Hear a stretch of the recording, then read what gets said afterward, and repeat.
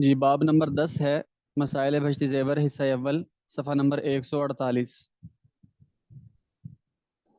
اذان اور اقامت کا بیان۔ اذان کا لغوی معنی ہے خبردار کرنا، اور شریعت میں ان مخصوص اور مرتب الفاظ کو کہ جن کے ذریعے سے نماز کے بارے میں خبردار کیا جاتا ہے اذان کہتے ہیں۔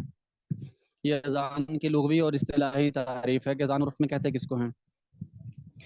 آگے ہے کہ اذان کا مسنون طریقہ یہ ہے کہ اذان دینے والا دونوں حدثوں سے پاک ہو کر، دونوں حدثوں کا ذکر تو شروع میں آ گیا نا، حدث اصغر یعنی بے وضو ہونا، اور حدث اکبر یعنی غسل کی حاجت ہونا، ان دونوں سے وہ پاک ہو۔ حدث اصغر سے بھی پاک ہو یعنی باوضو ہو، اور حدث اکبر سے بھی پاک ہو یعنی اس نے مطلب اس کو غسل کی حاجت بھی نہ ہو، پاک صاف ہو کر۔ اچھا جی، اذان کا مسنون طریقہ یہ ہے کہ اذان دینے والا دونوں حدثوں سے پاک ہو کر، اور اگر لاؤڈ سپیکر نہ ہو تو کسی اونچے مقام پر، خواہ مسجد سے علیحدہ ہو یا مسجد کی چھت پر قبلہ رو کھڑا ہو، اور اپنے دونوں کانوں کے سوراخوں کو کلمہ کی انگلی سے بند کر کے اپنی طاقت کے موافق بلند آواز سے ان کلمات کو کہے: اللہ اکبر 4 مرتبہ، پھر اشہد ان لا الہ الا اللہ 2 مرتبہ، پھر اشہد ان محمد الرسول اللہ 2 مرتبہ۔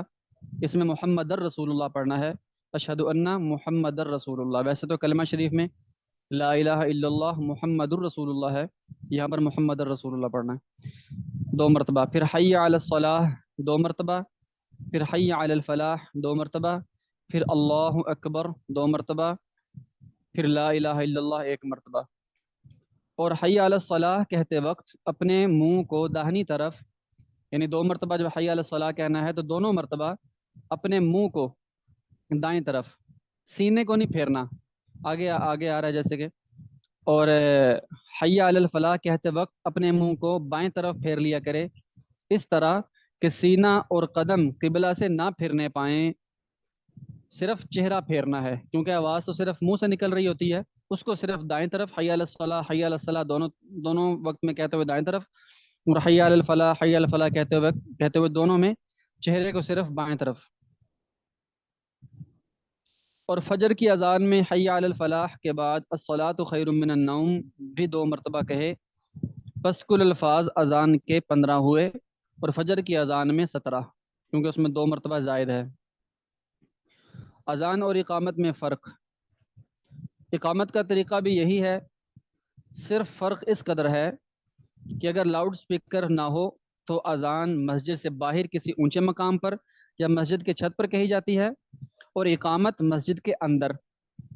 ایک فرق تو یہ ہوا، یعنی اذان کسی بلند کھلی جگہ پر، اونچی جگہ پر دی جاتی ہے یا سپیکر میں دی جاتی ہے، جبکہ اقامت جو ہے وہ مسجد کے اندر دی جاتی ہے، اونچی جگہ پر نہیں۔ نمبر 2، اور اذان بلند آواز سے کہی جاتی ہے اور اقامت پست آواز سے۔ یہ دوسرا فرق ہو گیا، یعنی اذان میں تو اونچی آواز محلے والوں کو بلانا مقصد ہوتا ہے، اور اقامت میں صرف جو مسجد کے نمازی ہوتے ہیں ان کو صرف بلانا مقصد ہوتا ہے، اس لیے وہ اس میں اس قدر بلند آواز کی ضرورت نہیں ہوتی۔ نمبر 3، اور اقامت میں الصلاۃ خیر من النوم بھی نہیں کہا جاتا، بلکہ بجائے اس کے 5 وقت میں قد قامت الصلاۃ 2 مرتبہ کہے۔ اور اقامت کے وقت کانوں کے سوراخوں کا بند کرنا بھی نہیں ہے، کیونکہ کان کے سوراخ آواز بلند ہونے کے لیے بند کیے جاتے ہیں۔ اور اقامت میں حی علی الصلاح اور حی علی الفلاح کہتے وقت دائیں بائیں جانب منہ پھیرنا بھی نہیں، اگرچہ بعض فقہاء نے اقامت میں بھی پھیرنے کو کہا ہے، یعنی چہرے کو دائیں بائیں پھیرنا، حی علی الصلاح حی علی الفلاح اقامت میں نہیں ہے، اذان میں ہے۔ یہ کچھ فرق اذان اور اقامت میں آ گئے۔ آگے اذان اور اقامت کے احکام، یعنی کہاں پر اذان اور اقامت کہنی چاہیے، کہاں پر نہیں۔ مسئلہ، 5 وقت کے فرض نماز، فرض عین نمازوں، فرض عین جو 5 وقت کی نمازیں ہوتی ہیں، اور جمعہ کو جماعت سے ادا کرنے کے لیے اذان دینا مردوں پر سنت مؤکدہ ہے، اور ترک پر گناہ ہے، کیونکہ جماعت ہوگی تو سب کا بلانا ہے، تو اس میں پھر اذان بھی دینی چاہیے، اقامت بھی کہنی چاہیے، نہیں تو پھر گناہ ہوگا۔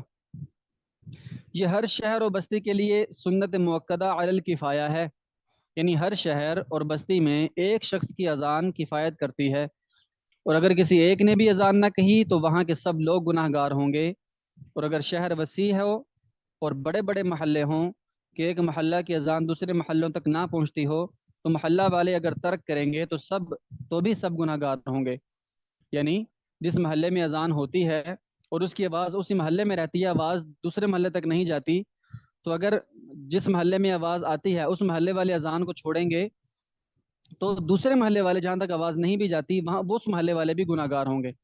آواز کا پہنچنا یا نہ پہنچنا وہ تو انسان کے اختیار میں نہیں، جہاں تک انسان آواز پہنچا سکتا ہے پہنچائے، لیکن اذان بہرحال ہونی چاہیے۔ ہر جو ہے نا ہر شہر کا یا ہر گاؤں کا ہر محلے شہر یا بستی کا ایک ہی حکم ہے۔ مسئلہ اقامت میں بھی پانچوں فرض عین نمازوں اور جمعہ کے لیے سنت ہونے میں اذان کی مانند ہے۔ اقامت بھی اذان کی طرح ہے، البتہ اذان کا سنت اچھا نہیں، درمیان سے ایک پیرا، اگر اہل شہر اذان کے ترک پر اتفاق کر لیں تو امام محمد رحمہ اللہ کے نزدیک ان سے جنگ حلال ہے، کیونکہ اذان اسلام کے شعائر یعنی بڑی علامتوں میں سے ہے، اور اس کے ترک میں دین کی قدر و قیمت کو گھٹانا ہے۔ جی آگے ہے مسئلہ اقامت میں بھی پانچوں فرض عین نمازوں اور جمعہ کے لیے سنت ہونے میں اذان کی مانند ہے، البتہ اذان کا سنت ہونا اقامت کی نسبت زیادہ موقد ہے، یعنی اذان کی زیادہ تاکید آئی ہے۔ مسئلہ ان کے علاوہ جو نمازیں ہیں خواہ وہ فرض کفایہ ہوں یا واجب یا سنت و نوافل، جیسے نماز جنازہ، وطر، عیدین، کسوف، خسوف، استسقاء، تراویح اور دیگر نوافل، ان سب کے لیے اذان اور اقامت نہیں ہے، ان کے لیے نہیں ہے۔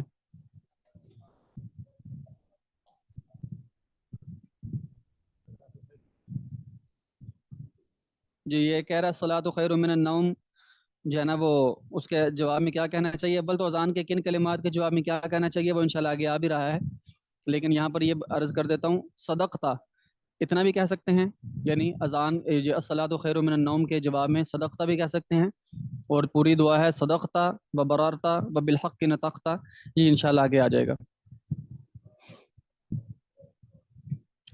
اچھا، مسجد کے اندر اذان اور اقامت کے بغیر فرض نماز کو جماعت سے پڑھنا سخت مکروہ ہے۔ جی یعنی کہ جہاں پر جماعت ہو وہاں پر اذان اور اقامت ضرور کہنی چاہیے۔ مسئلہ مقیم کے لیے جب کہ وہ اپنے گھر میں نماز پڑھے، خواہ تنہا یا جماعت سے نماز پڑھے، اذان اور اقامت مستحب ہے، سنت موقدہ نہیں، بشرطے کہ محلہ یا گاؤں کی مسجد میں اذان اور اقامت ہو چکی ہو۔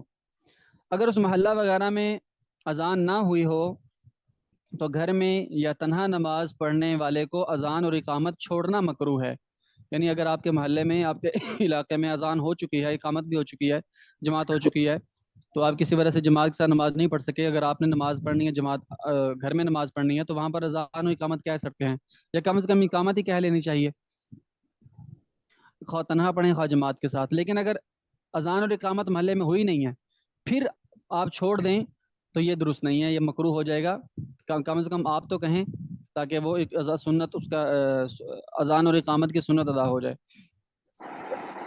مسئلہ مسافر کو خواہ وہ اکیلا نماز پڑھتا ہو، اذان اور اقامت دونوں کو چھوڑنا مکروہ ہے۔ مسافر جب سفر کرتے ہیں نا تو اس معاملے میں ذرا خیال کرنا چاہیے کہ وہاں پر جلدی جلدی سے بس فرض ادا کر دیے یا اس طرح کر کے، تو اگر وقت ہو اور ٹائم ہو انسان کے پاس اور یکسو ہو کر پڑھ سکتا ہو تو اس کو پھر ان چیزوں کا خیال کرنا چاہیے۔ آگے مسائل آ رہے ہیں مسافر کے بارے میں۔ مسافر کو خواہ وہ اکیلا نماز پڑھتا ہو، اذان اور اقامت دونوں کو چھوڑنا مکروہ ہے، اور اگر صرف اذان کہے اور اقامت چھوڑ دے تو یہ جائز ہے لیکن مکروہ ہے، البتہ اگر اذان چھوڑ دے اور صرف اقامت کہہ لے تو بلا کراہت جائز ہے، یعنی اس میں مکروہ بھی نہیں ہے۔ بہتر یہ ہے کہ دونوں کہے، یعنی مسافر کے لیے بہتر یہ ہے کہ وہ دونوں کہے، اذان بھی کہے اور اقامت بھی کہے، لیکن کم از کم اقامت تو کہے نا تاکہ کراہت بھی ختم ہو جائے۔ مسئلہ اگر مسافر کے تمام ساتھی موجود ہوں تو اذان کا ترک بلا کراہت جائز ہے، یعنی مسافر کو پتہ ہے کہ میری جو ٹیم ہے یہی ہے صرف، اور ارد گرد کوئی اور ہے نہیں، اذان دے کے کس کو بلانا ہے؟ اس لیے اگر اس کے سارے ساتھی موجود ہیں تو اذان کا ترک یعنی اذان کو چھوڑنا بغیر کسی کراہت کے جائز ہے، اور اقامت کا ترک مکروہ ہے، اقامت تو کہنی ہی چاہیے، اور اذان و اقامت دونوں کا کہنا مستحب ہے، سنت مؤکدہ نہیں، یعنی ضروری نہیں ہے، بس سنت مستحب ہے، سنت غیر مؤکدہ ہے۔ مسئلہ، اگر جنگل میں جماعت سے نماز پڑھیں اور صرف اذان چھوڑ دیں تو مکروہ نہیں، اور اگر اقامت چھوڑ دیں تو مکروہ ہے۔ مسئلہ، اگر مسجد والوں نے اذان اور اقامت کہہ کر جماعت کر لی تو پھر اس مسجد میں دوبارہ اذان و اقامت اور جماعت مکروہ ہے۔ جماعت کے مسائل میں بھی یہ بات آئے گی کہ ایک مسجد میں ایک جب جماعت ہو چکی ہو تو دوبارہ وہاں پر جماعت کروانا وہ مکروہ ہے۔ اسی طرح اذان اور اقامت کا بھی ہے، اگر ایسا ہو کہ بھئی ہر کوئی جو ہے نا وہ ایک دفعہ اذان ہو چکی ہے، اقامت بھی ہو چکی ہے، جماعت بھی ہو چکی ہے، تو پھر بعد میں آنے والے ہر کوئی اپنی مرضی سے جب ٹائم ملے اور آئے اور اذان دے اور اقامت دے اور جماعت شروع کر دے، پھر تو سارا مسجد کے معاملات ہی سارے آگے پیچھے ہو جائیں گے۔ اس لیے ایک ہی ہو تو جو ہے نا وہ اسی میں ہی سلامتی ہے۔ مسئلہ، جس مسجد کے نمازی اور امام متعین نہیں، جیسا کہ بڑی شاہراہوں پر واقع بعض مساجد میں دیکھنے میں آتا ہے، اور وہاں مختلف مسافر آ کر اپنی نماز پڑھ کر چلے جاتے ہیں، تو اس میں افضل یہ ہے کہ ہر فریق علیحدہ علیحدہ اذان اور اقامت کے ساتھ جماعت کرے، اور ہر جماعت کا امام ایک ہی جگہ کھڑا ہو تو اس میں کوئی کراہت نہیں۔ جی، یہ بھی مسئلہ ہوتا ہے نا، جس طرح مسجدیں ہوتی ہیں، بعض موٹر وے پہ مساجد ہیں یا کسی شاہراہ بڑی سڑک پر مساجد بنی ہوئی ہیں اور وہاں پر کوئی امام متعین نہیں ہے، تو وہاں پر جب بھی کوئی وقت میں کوئی مطلب لوگ پہنچیں اور وہاں پر اپنی اذان اور اپنی اقامت کہہ کر وہ جماعت کروا سکتے ہیں، اس میں کوئی کراہت نہیں ہے۔ مسئلہ، قضا نمازوں کے لیے اذان اور اقامت کہے خواہ اکیلا پڑھے یا جماعت سے، قضا نمازوں کے لیے بھی اذان و اقامت، یعنی اتنی زیادہ اہمیت آپ اندازہ لگا لیں اس سے، قضا نمازوں کے لیے بھی پڑھے، جبکہ کہیں جنگل میں ہو اور آبادی سے دور ہو، یعنی اس کی اذان کو یا اقامت کو لوگ نہ سنیں، یہ اس وقت ہے۔ قضا نمازوں کے لیے اذان اور اقامت کہنا اونچی آواز سے یا جس طرح صحیح اذان ہوتی ہے اس وقت کہے جب وہ آبادی سے دور ہو، اور اگر آبادی میں یا آبادی کی مسجد میں قضا پڑھے تو اگر اکیلا ہو تو اس قدر آواز سے دے کہ خود ہی سن سکے، اور اگر جماعت سے پڑھے تو یا تو اذان و اقامت نہ کہے یا اتنی آہستہ آواز سے دے کہ دوسرے لوگوں کو معلوم نہ ہو۔ کیوں؟ کیونکہ قضا نماز کرنے کی جو کوتاہی ہو گئی ہے اس کا اعلان نہ کرنا چاہیے، یعنی ایک تو نماز قضا کر دی، یعنی وقت میں نہیں پڑھی، وقت گزر چکا، اور اس کے بعد پھر اس کو اذان اور اقامت سب کو بتا کر ادا کر رہا ہے، تو قضا نماز کی جو اذان و اقامت ہے وہ آبادی سے دور ہے، پھر تو ٹھیک ہے بلند آواز سے دے کیونکہ سننا کسی نے نہیں، اور اگر آبادی میں ہے، محلے کی مسجد میں ہے، پھر یہ ہے کہ اول تو نہ کہے، اور اگر کہے تو پھر اتنی آواز سے کہے کہ وہ خود ہی سنے۔ مسئلہ، شہر یا قصبہ میں جو شخص کسی عذر سے جماعت کے بجائے ظہر کی نماز پڑھے تو اس کے لیے اذان اور اقامت کہنا سنت نہیں بلکہ مکروہ ہے، البتہ گاؤں میں صحیح ہے، یعنی جہاں پر جمعہ ہوتا ہے اور وہ کسی وجہ سے جمعے میں شرکت نہیں کر سکا، تو اب اس نے ظہر کی نماز پڑھنی ہے، کسی وجہ سے جمعہ میں جماعت سے نہیں شرکت کر سکا، تو اب ظہر کی نماز کے لیے اس کو اذان و اقامت جو ہے نا وہ نہیں کہنی چاہیے۔ گاؤں میں صحیح ہے جہاں پر جمعہ نہیں ہوتا، گاؤں سے مراد ایسا گاؤں جہاں پر جمعہ کی نماز نہیں ہوتی، ظہر کی نماز لوگ پڑھتے ہیں، تو وہاں پر جو ہے نا وہ صحیح ہے اذان و اقامت، کیونکہ وہاں جمعہ ہوتے ہی نہیں۔ مسئلہ، عرفات اور مزدلفہ میں جو دو نمازوں کو جمع کرتے ہیں تو پہلی کے لیے اذان اور اقامت کہے اور دوسری کے لیے صرف اقامت کہے، یعنی وہاں پر ایک اذان دونوں نمازوں کے لیے کافی ہے۔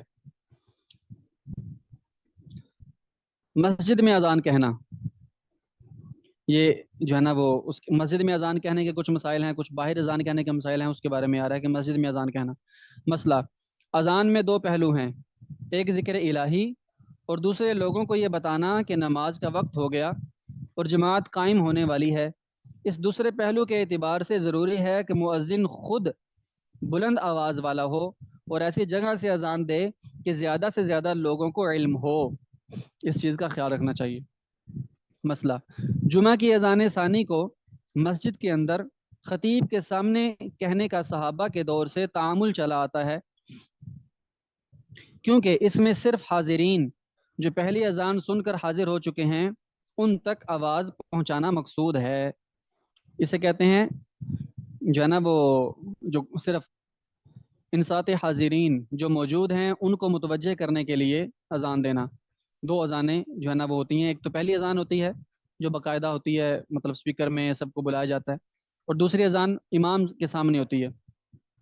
तो दूसरी अजान का असल मकसद होता है जो रश बहुत ज़्यादा होता है, मजमा बहुत ज़्यादा होता है, उन सबको खामोश करवाने के लिए ये वो अजान दी जाती है। फिर उसके बाद जो इमाम होता है वो खुतबा पढ़ता है अरबी का।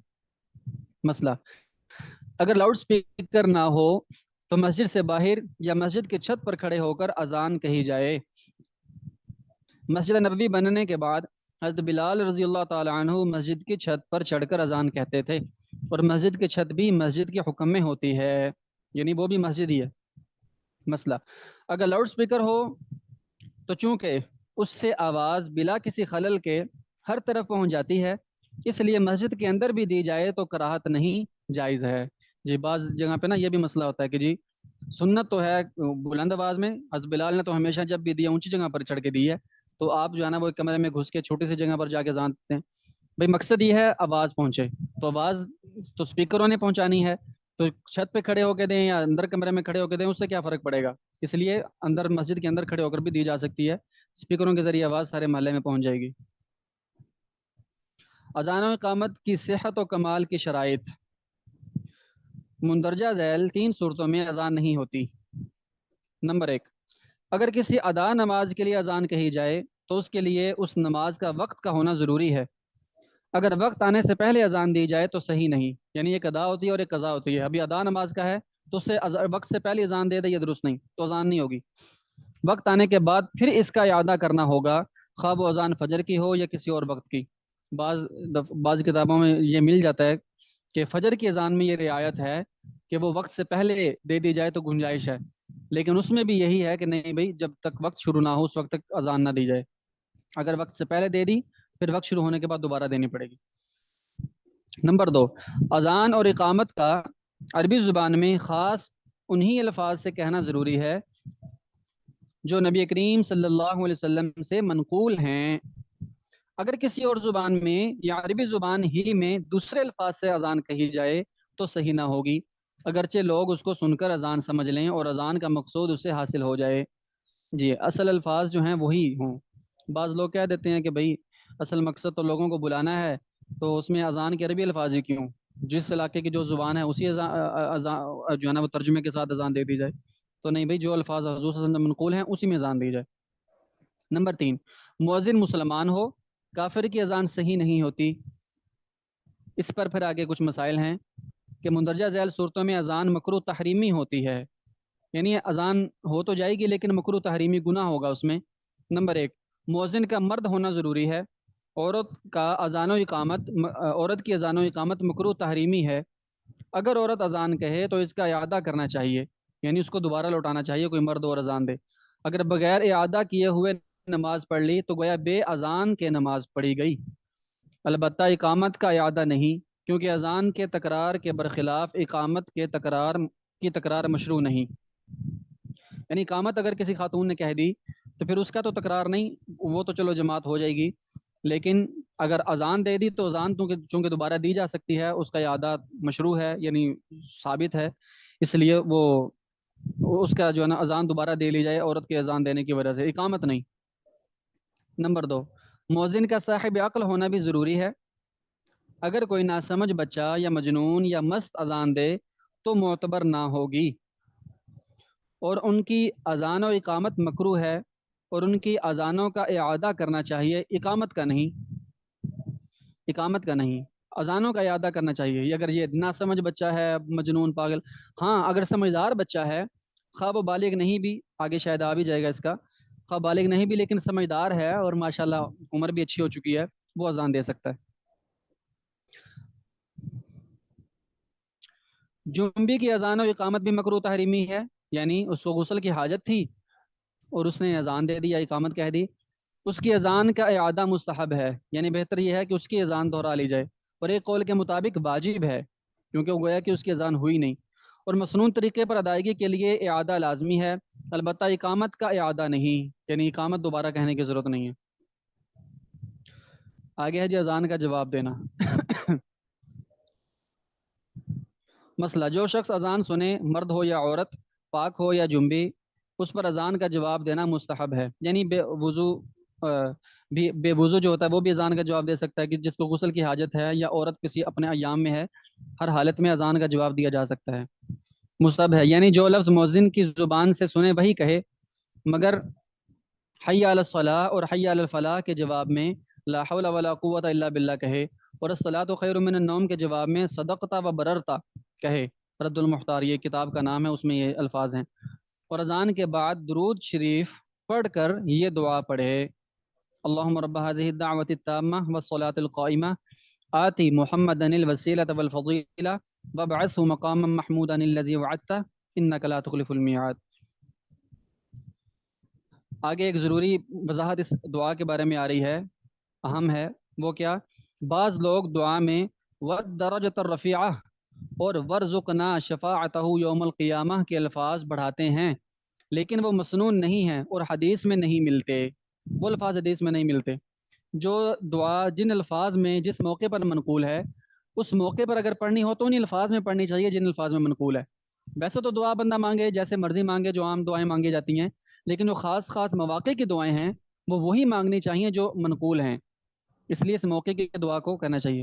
اور دعا سے پہلے درود شریف پڑھنا چاہیے، اس چیز کو لازمی اپنے معمول میں لانا چاہیے کہ اذان کا جواب مکمل اس وقت ہوتا ہے۔ آپ صلی اللہ علیہ وسلم نے خود فرمایا، جب مؤذن اذان کہے تو تم بھی اسی طرح کہو جس طرح وہ کہہ رہا ہوتا ہے۔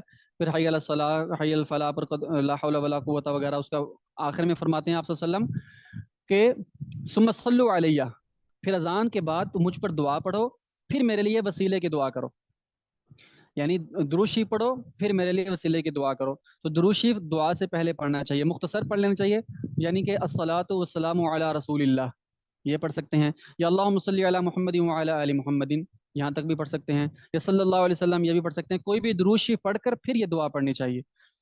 جب سنت جو ہے نا وہ چھٹتی ہے نا، تو پھر اس کے جگہ پر بعض مقام پر جو سنت نئی چیزیں ہوتی ہیں وہ آ جاتی ہیں۔ اذان سے پہلے بعض دفعہ بعض علاقوں میں یوں ہوتا ہے کہ بڑے اہتمام سے اسپیکر میں درود شریف کو جو ہے نا وہ پڑھا جاتا ہے۔ اگر آپ صلی اللہ علیہ وسلم اس کو مسنون سمجھتے یا بہتر سمجھتے کہ اللہ کے نام یعنی اذان سے بھی پہلے اپنا جو درود شریف ہے وہ اگر ہوتا تو آپ صلی اللہ علیہ وسلم پہلے فرما دیتے کہ بھئی اذان دینے والا پہلے درود شریف پڑھے پھر اذان دے۔ یعنی آپ صلی اللہ علیہ وسلم جب اتنا فرما دیا آپ نے کہ بھئی اذان مؤذن جب اذان دے دے اس کے جواب دینے کے بعد تم مجھ پر درود پڑھو اور پھر دعا پڑھو، تو یہی آپ صلی اللہ علیہ وسلم پہلے بھی فرما سکتے تھے کہ بھئی پہلے درود پڑھو، مؤذن درود پڑھے پھر اذان دے پھر جو ہے نا وہ دعا پڑھے۔ تو اس میں تعلیم ہے امت کے لیے۔ مسئلہ، اگر کوئی شخص اذان کا جواب دینا بھول جائے یا قصدن نہ دے اور اذان ختم ہونے کے بعد خیال آئے یا دینے کا ارادہ کرے تو اگر زیادہ دیر نہ ہوئی ہو تو جواب دے دے ورنہ نہیں۔ یہ ایک اہم بات ہے کہ اذان ختم ہو گئی تو اس کا مطلب یہ نہیں ہو یار میں تو جواب دینا تھا جواب نہیں دے سکا۔ اذان دیے ہوئے اگر زیادہ وقت نہیں گزرا، آپ کہیں بیان سن رہے تھے یا بیان کوئی کر رہا تھا یا کوئی بات ضروری بات کو کر رہا تھا کہ اذان کے دوران اس کو کرنا مجبوری تھی یا کوئی ایسی بات تھی، تو اذان مکمل ہونے کے بعد اکٹھے ہی جواب دے سکتا ہے پوری اذان کا، یعنی جہاں جہاں پر وہی الفاظ کہنے ہیں مؤذن کے جو مؤذن نے کہے ہیں وہ کہہ لے، اور جہاں پر دوسرے الفاظ کہنے ہیں وہ کہہ لے، تو پوری اذان کا جواب اکٹھے دے کر پھر درود شریف پڑھ کر پھر دعا پڑھ سکتا ہے۔ مسئلہ، اقامت کا جواب دینا بھی مستحب ہے، واجب نہیں، اس میں بھی اذان ہی کی طرح کا جواب دے، جی اقامت کا بھی جواب دینا چاہیے، البتہ قد قامت الصلاۃ کے جواب میں اقامہ اللہ و ادامہا یہ کہے۔ مسئلہ، اذان اور اقامت سننے کی حالت میں کوئی بات نہ کرے اور سوائے ان کا جواب دینے کے کوئی اور کام نہ کرے، یعنی اذان میں خاموش ہو جائے، یہاں تک کہ سلام کرے اور نہ سلام کا جواب دے، کیونکہ سلام کرنے اور سلام کا جواب دینے میں اذان اور اقامت کے جواب کے الفاظ کے نظام میں خلل واقع ہوتا ہے، یعنی سلام کا جواب دے گا تو اس تسلسل سے جواب اذان کا نہیں دے سکے گا، اس لیے سلام کا جواب دینا بھی اس میں واجب نہیں رہتا، ویسے تو سلام کا جواب دینا واجب ہے۔ مسئلہ، اذان اور اقامت کے وقت قرآن شریف بھی نہ پڑھے، اور اگر پہلے سے پڑھتا ہو تو پڑھنا چھوڑ کر اذان یا اقامت کے سننے اور جواب دینے میں مشغول ہو، یہ افضل ہے، اور اگر پڑھتا رہے تو ناجائز نہیں، یعنی گناہ نہیں ہے، ناجائز نہیں ہے، لیکن بہتر یہ ہے کہ جو ہے نا وہ تلاوت روک لے۔ مسئلہ، اگر کئی مسجدوں سے اذان سنائی دے تو اگر ہو سکے تو سب کا جواب دے، ورنہ پہلی اذان کا زیادہ حق ہے، اس کا جواب دے، خواہ محلے کی مسجد کی ہو یا دوسری جگہ کی ہو، جو پہلے اذان ہو رہی ہے، سب سے پہلے شروع ہوئی ہے، اس کا جواب دیں، اس کا جواب دینے کے بعد دوسری جو شروع ہو چکی ہیں. اب بعض دفعہ یہ ہوتا ہے نا کہ آدھا گھنٹہ اذانیں ہوتی رہتی ہیں یا 15-20 منٹ اذانیں ہوتی رہتی ہیں. مختلف مساجد میں مختلف نماز کے اوقات ہوتے ہیں، کسی میں 7:45 جماعت ہے، کسی میں 8 بجے ہے، کسی میں 8:15 ہے. تو اگر ہر نماز کا جواب دینا اذان کا جواب دینا شروع کر دیں پھر تو بڑا مشکل ہو جائے گا. لہٰذا صرف پہلی اذان کا جواب دیں تو وہ کافی ہے. مسئلہ: جو شخص مسجد کی حدود کے اندر ہو اس کے لیے اذان کے بعد بلا ضرورت شدیدہ مسجد سے نکل کر جانا مکروہ ہے. البتہ اگر اس نے کسی دوسری جگہ جا کر نماز پڑھانی ہے یا اس کا واپس آ کر اسی مسجد میں نماز پڑھنے کا ارادہ ہو تو کراہت نہیں. یہ بھی ہے، اذان کے بعد مسجد سے نہیں نکلنا چاہیے، اب جماعت پڑھ کر ہی جانا، جماعت سے نماز ادا کر کے ہی پھر جانا چاہیے. لیکن اگر اس کو کوئی کام ہے، چھوٹا سا کام ہے، یار کام کر کے دوبارہ آ جاؤں گا، پھر وہ جا سکتا ہے. یا کہیں اور جا کر اس نے نماز پڑھانی ہے پھر بھی وہ جا سکتا ہے. اس کے علاوہ جو ہے نا بلا وجہ نہیں جانا چاہیے. جن صورتوں میں اذان کا جواب نہ دے. 8 صورتوں میں اذان کا جواب نہ دینا چاہیے. نمبر 1، نماز کی حالت میں، اگرچہ نماز جنازہ ہی ہو، کیونکہ نماز پڑھ رہا ہے جواب کیسے دے گا. نمبر 2، خطبہ سننے کی حالت میں، خواہ خطبہ جمعہ کا ہو یا کسی اور چیز کا، یعنی خطبہ سننے کی حالت میں جو ہے نا وہ اذان کا جواب نہیں دینا چاہیے. نمبر 3، علم دین پڑھنے یا پڑھانے کی حالت میں. اسی طرح اگر قرآن پاک بھی سیکھنے یا سکھانے کے لیے پڑھے تو یہی حکم ہے کہ پڑھتا رہے اور جواب دینے کے لیے بند نہ کرے. محض تلاوت کا حکم اوپر گزر چکا ہے، یعنی اگر کوئی صرف تلاوت کر رہا ہے نا اس کے لیے تو یہ ہے کہ وہ روک لے. لیکن جو پڑھنے پڑھانے کے لیے، جس طرح ہو کہ ہم سبق یاد کر ہیں یا کس قاری صاحب ہیں اس کو دہروا رہے ہیں، سکھا رہے ہیں، یا کوئی علم دین سننے سنانے کی باتیں ہو رہی ہیں، بیان ہو رہا ہے، کوئی ایسی بات ہے، ان میں یہ ہے کہ وہ جاری رکھ سکتے ہیں، اس کو وہ جاری رکھیں، بعد میں اذان کا جواب دیتے ہیں. نمبر 4، حیض و نفاس کی حالت میں، کیونکہ اس وقت قول یا فعل سے جواب دینے کی حالت نہیں. جی یہاں پر آ گیا حیض و نفاس کی حالت میں، کیونکہ اس وقت قول یا فعل سے جواب دینے کی حالت نہیں.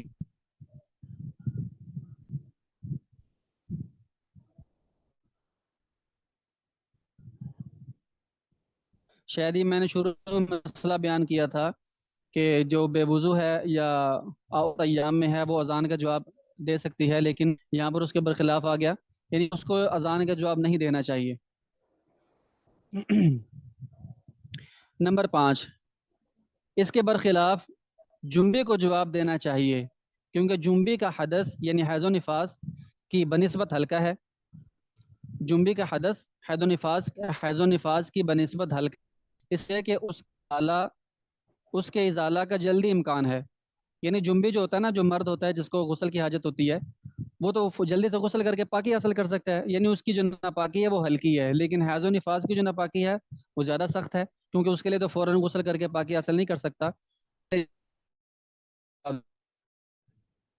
6، جماع کی حالت